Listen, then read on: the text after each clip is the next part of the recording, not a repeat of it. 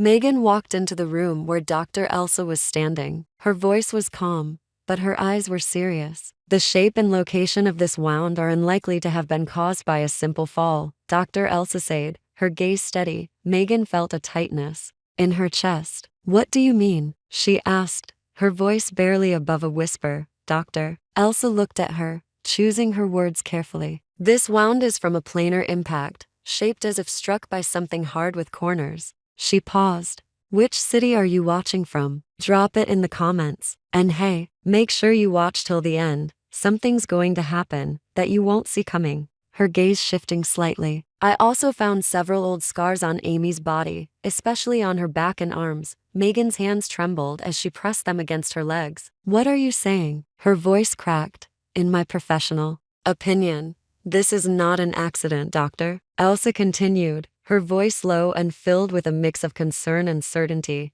Those words hung in the air like a heavy weight. Megan's mind raced, trying to make sense of what Dr. Elsa was implying, but she couldn't find the words to complete the thought. Her heart pounded in her chest. What does this mean for Amy? I asked Amy what happened, Dr. Elsa said, her tone gentle, but she just repeated the jungle gym story. However, from her reactions and physical tension, I believe something else is happening. Megan's head spun, and she closed her eyes for a moment, trying to steady herself. Could it be someone in the family? She asked, her voice tight. Dr. Elsa exhaled slowly. I have specialized training in child abuse. Unfortunately, such cases are not uncommon. Children sometimes try to hide the actions of caregivers or family members out of fear or even out of love. Megan felt a cold shiver run down her spine. Her mind flashed to her mother and sister. Could it really be them? Dr. Elsa continued, her voice calm but firm. I need to consider reporting this to Child Protective Services. Megan suddenly stood up, her legs feeling weak beneath her. If my mother and sister are involved, I will never let Amy near that house again. Please, stay calm, Doctor. Elsa said gently, standing up to meet Megan's worried gaze. We can't make definitive statements yet. First, we need to talk with Amy in a safe environment where she can tell the truth. When they returned to the examination room, Amy was drawing animal pictures with the nurse. When she saw her mother, she ran to her and hugged her tightly. Megan's heart ached at the sight of her little girl's vulnerable embrace. She leaned down, brushing a lock of hair from Amy's face. Amy, can you tell me what really happened? Megan asked softly, her voice breaking slightly. What happened? Who hurt you? A look of fear flickered in Amy's eyes, and she shook her head, burying her face in her mother's chest. I can't tell, she whispered, her voice trembling. Why can't you tell? Megan asked gently, her heart aching for her daughter's pain. Amy's voice barely rose above a whisper. If I tell, worse things will happen. Her words were filled with fear and trembling. Megan looked helplessly at Dr. Elsa. The doctor nodded slowly, understanding the depth of the situation. Amy, Dr. Elsa said, her tone gentle yet firm. No one can hurt you. Your mom is here, and we're here to protect you. But Amy remained silent, clinging even more tightly to Megan, as though the words themselves could hurt her. I'd like to keep Amy overnight for observation, Doctor, Elsa told Megan quietly, her expression serious but kind. Tomorrow, a child psychology counselor can talk with her. That night, after Amy had finally fallen asleep in the hospital bed, Megan stood in the hallway with Dr. Elsa. She looked exhausted, her eyes hollow with worry. What should I do? Megan asked, her voice thick with exhaustion. First, ensure Amy's safety, Dr. Elsa answered. Until she can talk about what happened, she should be kept away from people who might be hurting her. I will never take her to my mother and sister's house again, Megan said firmly, though there was doubt in her voice. But without evidence, they'll just say I'm being paranoid, especially my mother, who's a former lawyer with influence over people. Dr. Elsa nodded thoughtfully. That's certainly a difficult situation. Without evidence, family situations can be particularly complicated. Megan clenched her fists, her determination rising. I'll close the flower shop for a few days. I'll ask my friend Kate to help with just the essential work. I'll focus on taking care of Amy and investigating what's happening. That's a good idea, Dr. Elsa said, nodding. I can provide a medical certificate if needed. She paused before speaking again. Let's think about ways to gather evidence. Megan looked out the hospital window. The lights of nighttime Chicago reflected off the glass, a sea of pinpricks of light in the distance. She turned back to Dr. Elsa, her resolve hardening. "I'll protect her," Megan whispered, more to herself than to anyone else. "I promise." The next morning, Megan and Dr. Elsa sat in the hospital cafeteria, drinking coffee. Megan had spent the night at Amy's bedside, and the signs of fatigue were clear beneath her eyes. "I've been thinking a lot," Megan said, holding her coffee cup with both hands. "Amy is hiding something. She's keeping quiet out of fear." Dr. Elsa nodded, her expression understanding. "That's not uncommon in child abuse cases, especially when the perpetrator is a relative." Megan looked down at her hands, struggling with the words. "That's the problem. I can't believe my mother or sister would do this directly. They're cold and critical, but," she trailed off, clearly conflicted. "But you're concerned about your nephew, Michael," Dr. Elsa finished. "For her, a troubled child, and Amy is always afraid of him. Child violence shouldn't be overlooked either." "Exactly," Megan replied, her voice quiet but filled with certainty. "Michael's behavior has always been off, and now I'm scared for Amy." The following week, Megan arrived early at her mother's house to drop Amy off. The sun was just starting to rise, casting a soft glow over the suburban street. Megan felt her heart sink as she looked at the familiar house. It was the place where she had spent so much of her own childhood, but now it felt cold, unfamiliar, like a place she no longer recognized. Amy stood next to her, clutching her teddy bear tightly. Megan bent down to her daughter's level, brushing a stray lock of hair from her face. "Remember, sweetie," Megan said softly, "you're safe, and we'll be right here if you need us. But I need you to listen to Grandma and play with Michael like we talked about, okay?" Amy nodded, but her eyes betrayed her fear. "What if Michael gets mad again?" she whispered, her voice quivering. Megan's stomach churned. She had heard the whispers, the stories of Michael's behavior, but she hadn't wanted to believe them. Now, seeing the genuine terror in Amy's eyes, she realized how wrong she had been to let her daughter go back. "He won't hurt you," Megan said, firmly, her voice laced with determination. "And if he does, you tell him to stop. You're in charge of your own body, remember?" Amy nodded, still not entirely convinced, but she hugged her mother tightly before being led inside by her grandmother,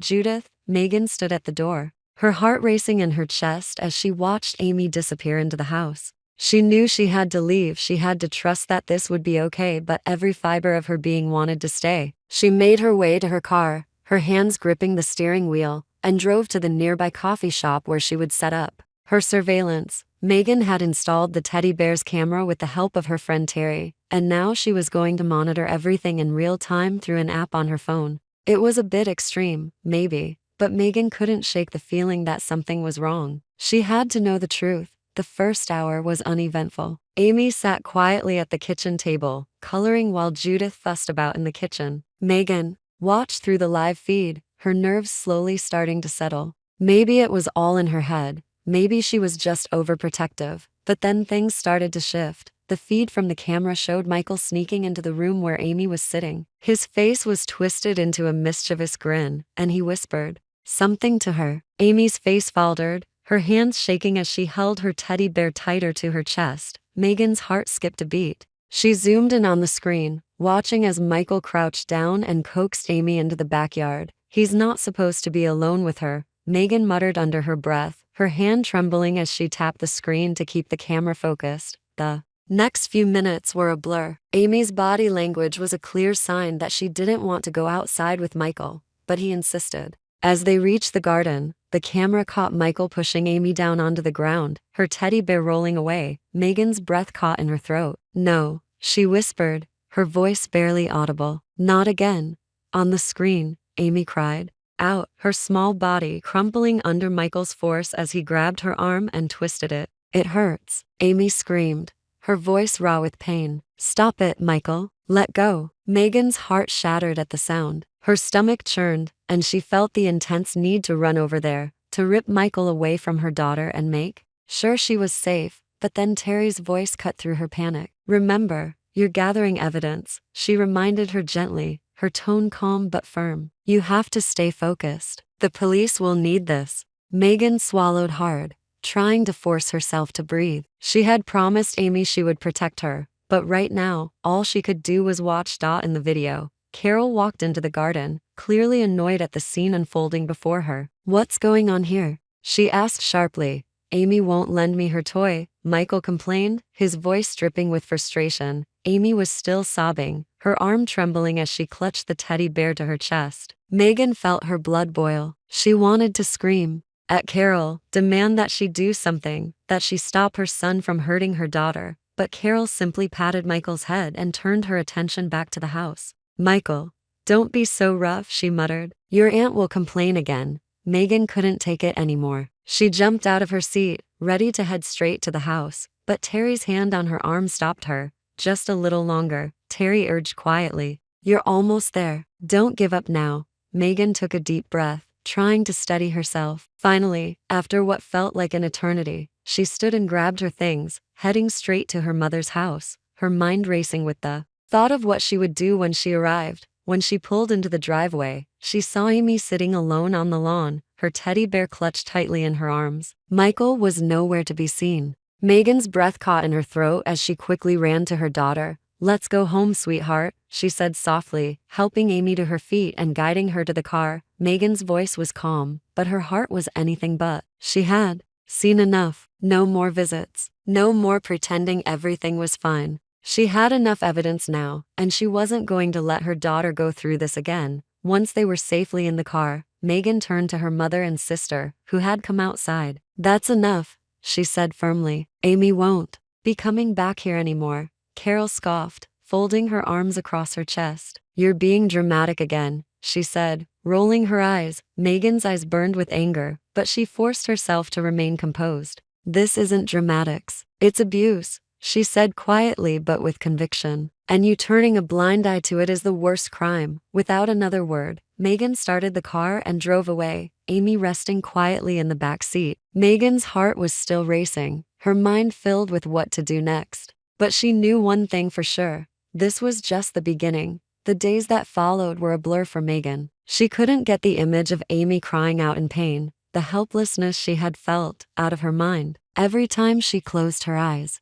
she saw it again, the twisted look on Michael's face, the way Amy had pleaded for him to stop. But despite the pain, there was a sense of resolve growing inside Megan. She had to protect her daughter, and she was going to make sure justice was served. That evening, as the sun began to set, Megan sat in front of her computer, her fingers trembling as she typed up a formal report. She attached the video footage of the incident, the evidence she had gathered with the teddy bear's camera. Every frame felt like a dagger to her heart, but it was necessary. She had to show the police and Child Protective Services exactly what had happened. She hit send, her stomach churning with a mix of fear and anticipation. This was it. There was no turning back now. Megan had always been the one to try and keep the peace, to avoid conflict at all costs. But this time, for Amy, she couldn't stay silent any longer. The investigation started quickly. Within a week, the authorities had confirmed what Megan had feared. Michael's behavior was part of a disturbing pattern. It wasn't just Amy. There were other children, other victims, who had suffered in silence, unable to protect themselves from the cruelty of Michael and the neglect of their caregivers. It didn't take long for the authorities to take action. Michael was placed under supervision at a specialized family home, where he would receive treatment from a child psychiatrist 3 times a week. The weight of knowing that her daughter had been one of the many to suffer was unbearable, but Megan found some comfort in knowing that Michael would no longer be able to hurt anyone. But the aftermath didn't stop there. Judith and Carol, Amy's grandmother and aunt, were both investigated for their role in the abuse. They had known about Michael's behavior and had done nothing to stop it. They had stood by, allowing the abuse to continue under their roof. Now, they were facing the consequences. Judith was sentenced to community service for child neglect and was required to participate in a therapy program aimed at repairing the damage to her family relationships. Megan wasn't sure if she could ever fully forgive her mother for turning a blind eye to the pain her daughter had suffered, but she appreciated that Judith was finally taking some responsibility for her actions. It was a small step, but it was something. Carol, on the other hand, refused to acknowledge her role in the situation. She continued to insist that Megan was overreacting, that children fought all the time, and that it wasn't abuse, it was just the way kids were. She wouldn't apologize for what had happened, and she refused to accept any responsibility. As a result, her visitation rights with Michael were restricted. Megan knew that her relationship with her mother would never be the same. There was too much history, too much hurt between them. But she also knew that the most important thing now was Amy. It was Amy's safety, Amy's happiness that mattered. Megan had made her choices, and she wasn't going to look back. 6 months had passed since the intervention, and life was slowly returning to a sense of normalcy. The seasons had changed, and now, as the leaves turned vibrant shades of red and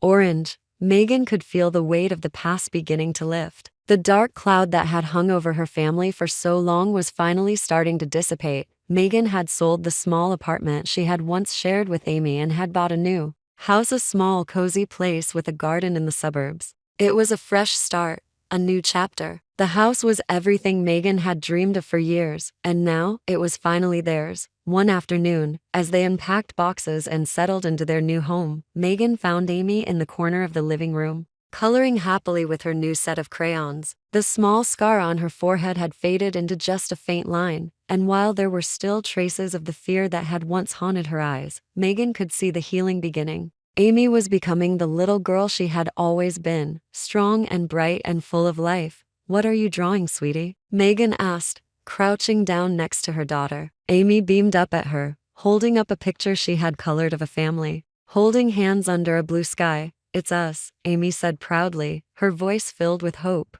"We're all together, and we're happy." Megan smiled, her heart swelling with emotion. She took the picture from Amy's hand and held it up. "It's beautiful," she said softly. "Should we hang it up in the new house?" Amy nodded enthusiastically, and Megan kissed her forehead. It was a simple moment, but it felt like a victory. They had survived the worst, and now they were moving forward, together. Weeks passed, and the house became more like a home with each passing day. Megan had started to get involved in her community, advocating for child safety and helping other parents understand the importance of protecting their children. She gave talks at local parent groups, sharing her story and raising awareness about the signs of abuse. It was painful to relive the past, but it was also empowering. Megan had a voice now. She could make a difference. On the anniversary of Amy's birthday, Megan and Amy stood in front of their new home, watching as the sun set behind them, casting a golden light over the house. Amy had received a quilt from her grandmother, a small handmade gesture meant to show that Judith was trying to change, to make amends. It was a start, but it would take time. Still, Megan couldn't help but feel a flicker of hope. "Mom," Amy said suddenly, her voice serious. "You know what?" Megan looked down at her daughter, smiling softly. "What, sweetie?" "I'm not scared anymore," Amy said with a quiet strength. "The teddy bear taught me to be strong." Megan felt a lump form in her throat. She pulled Amy into a tight hug, holding her daughter close. They had both been through so much, but now, in this moment, Megan felt stronger than she had ever been. She had protected her daughter, and together, they had overcome the darkness. "Yeah, we're both very strong girls," Megan whispered, brushing her lips across Amy's hair. The sunset poured through the window, bathing them in a warm, golden light. It was a new beginning, a fresh start, and for the first time in a long while, Megan felt a sense of peace. The days after their move were filled with small joys, moments Megan had almost forgotten how to appreciate. The soft hum of the dishwasher, the faint laughter of Amy in the other room, the scent of fresh flowers she had planted in the garden. Life was slow, peaceful, and yet it felt like it had so much more meaning now. Amy was thriving in her new environment. She had made friends at her new school, and her therapist Martha had helped her continue to process the trauma she had endured. There was still healing to be done, but Amy was no longer the fragile little girl Megan had once feared she might become. She was strong, brave, and Megan was determined to keep her that way. One day, as they sat together on the couch, Amy turned to Megan with a look of deep thought. "Mom," she started, her voice gentle but full of sincerity. Do you think we'll ever be completely okay?" Megan smiled softly, brushing a stray strand of hair from Amy's face. She didn't know the answer to that question, not completely, but she did know one thing for certain: they were on the right path. "I think we're getting there, sweetie," Megan said quietly. "Every day, we're getting a little bit better."